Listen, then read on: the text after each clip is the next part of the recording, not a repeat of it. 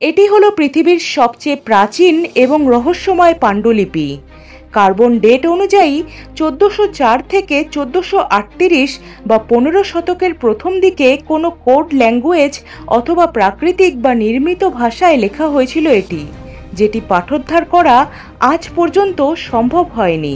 পাণ্ডুলিপিটির লেখকত্ব এবং লেখার উদ্দেশ্য নিয়ে বিতর্ক থাকলেও পাণ্ডুলিপির লেখার শৈলীগত বিশ্লেষণ ইঙ্গিত করে যে সেটি ইতালির রেনেসাঁর সময়ে ইতালিতে লেখা হতে পারে। ভেলাম বা পশুর চামড়া দিয়ে তৈরি কাগজের ওপর লেখা এই পাণ্ডুলিপিটির 272টি পৃষ্ঠার মধ্যে 240টি পৃষ্ঠাই উদ্ধার করা সম্ভব হয়েছে, বাকি পৃষ্ঠাগুলো হারিয়ে গেছে।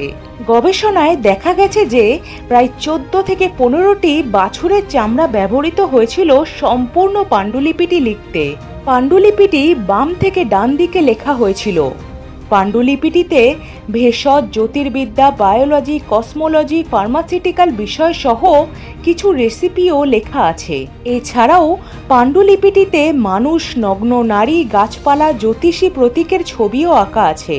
পাণ্ডুলিপিটিতে মোট 17 লাখ অক্ষর আছে।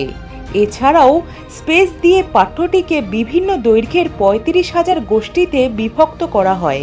পোলারাইজড লাইট মাইক্রোস্কোপি বা PLM ব্যবহার করে আধুনিক বিশ্লেষণের ওপর ভিত্তি করে নির্ধারণ করা হয় যে হুইল কলম বা লোহার পিত্তকালি ব্যবহার করে পাণ্ডুলিপিটি লেখা হয়েছিল, আর ছবিগুলো আঁকা হয়েছিল অশোধিত রঙিন রং ব্যবহার করে। পাণ্ডুলিপিটির প্রকৃত লেখককে তা নিয়ে অনেক মতভেদ আছে।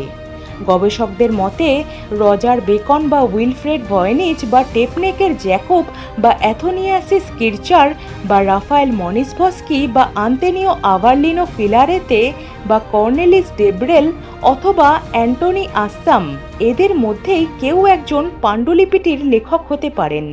মনে করা হয় পাণ্ডুলিপিটির প্রথম মালিক ছিলেন রোমান সম্রাট দ্বিতীয় রুডলফ, যিনি 1576 থেকে 1611 সাল পর্যন্ত রাজত্ব করেছিলেন।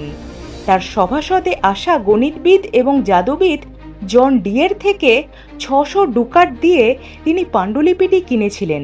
এটি নিয়েও প্রথম দিকে গবেষকদের মধ্যে মতভেদ ছিল যে সত্যি কি সম্রাট রুডলফ বইটির প্রথম মালিক ছিলেন, কিন্তু পরবর্তীকালে অতিবেগুনি আলোর সাহায্যে পাণ্ডুলিপিটির ওপর গবেষণা চালানোর পর তাতে রুডলফের কোর্টের রসায়নবিদ এবং ফার্মাসিস্ট জ্যাকবাস হরকিকে ডি টেপনেকের স্বাক্ষর পাওয়া যায়, যা থেকে বোঝা যায় যে বইটি তার মালিকানাধীন ছিল।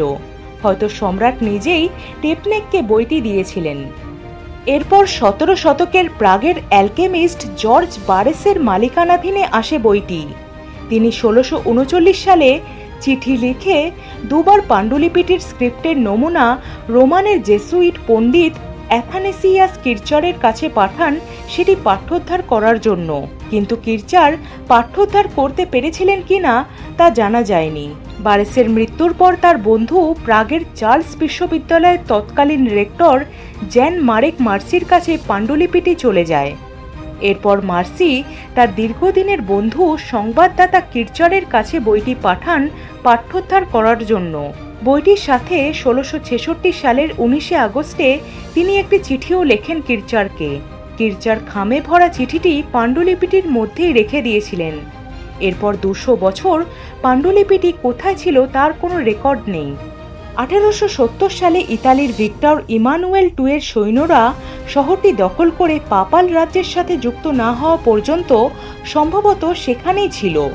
নতুন ইতালীয় সরকার তখন কলেজের লাইব্রেরি সহ চার্চের অনেক সম্পত্তি বাজেয়াপ্ত করার সিদ্ধান্ত নেয়। সেই সময় লাইব্রেরিতে থাকা বইগুলো নতুন সরকারের হাত থেকে বাঁচানোর জন্য কিছু মানুষ সেই বইগুলোর মধ্যে থেকে কিছু নিজেদের ব্যক্তিগত সংগ্রহে রাখেন আর কিছু বেচে দেওয়া হয়। 1912 সালে এক পোলিশ বই ব্যবসায়ী উইলফ্রেড ভয়েনিচ রোমের কাছে একটি জেসুইট কলেজ থেকে অনেক বইয়ের সাথে এই পাণ্ডুলিপিটি কেনেন, যা পরবর্তীকালে তার নাম অনুসারে ভয়েনিচ পাণ্ডুলিপি রাখা হয়। ভয়েনিচ যখন বইটি কেনেন তার মধ্যে বারেসের লেখা সেই চিঠিটিও ছিল। ভয়েনিচ নিজে একজন পণ্ডিত ছিলেন। প্রথমে তিনি নিজেই বইটির পাঠোদ্ধার করার চেষ্টা করেন, কিন্তু তিনি ব্যর্থ হন। এরপর 1915 সালে শিকাগোর আর্ট ইনস্টিটিউটে প্রথম পাণ্ডুলিপিটি প্রদর্শন করেন ভয়েনিচ। এরপর পেনসিলভেনিয়া বিশ্ববিদ্যালয়ের দর্শনের অধ্যাপক উইলিয়াম নিউবোল্টকে নিয়োগ করেন পাঠোদ্ধারের কাজে, কিন্তু তিনিও ব্যর্থ হন। এরপর 1921 সালে ভয়েনিচ ও নিউবোল্ট উভয়েই পাণ্ডুলিপিটির ওপর বক্তৃতা দিয়ে রজার বেকন সাইফার নাম দেন পাণ্ডুলিপিটির। তারা বলেন যে দক্ষিণ ইউরোপের একটি দুর্গে পাণ্ডুলিপিটি আবিষ্কার হয়েছিল। এরপর 1961 সালে বই বিক্রেতা হ্যান্স পি ক্রাউন্স পাণ্ডুলিপিটি কিনে ভিয়েনকা লাইব্রেরিকে দান করেন।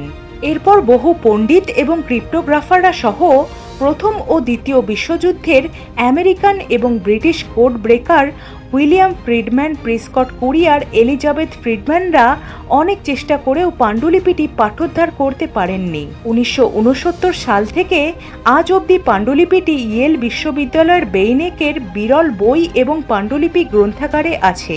2020 সালে ইয়েল বিশ্ববিদ্যালয় তাদের ডিজিটাল লাইব্রেরিতে পাণ্ডুলিপিটি সম্পূর্ণরূপে অনলাইনে প্রকাশ করে দেয়।